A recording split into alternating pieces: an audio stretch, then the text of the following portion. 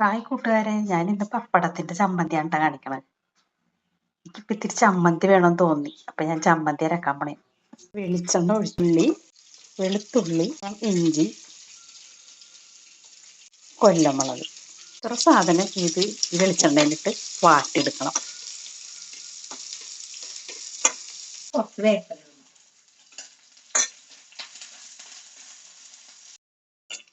ഇതെല്ലാം വാടി കഴിഞ്ഞട്ടാ ഇത് നമുക്ക് മിക്സിയുടെ ജാറിലോട്ട് ഇടാം.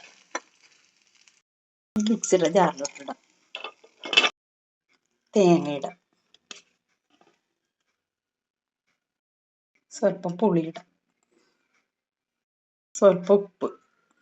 3 പപ്പടം ഞാനിവിടെ വറുത്ത് വെച്ചിട്ടുണ്ട് കേട്ടാ. ഇതിലോട്ട് പൊടിച്ചിടാം.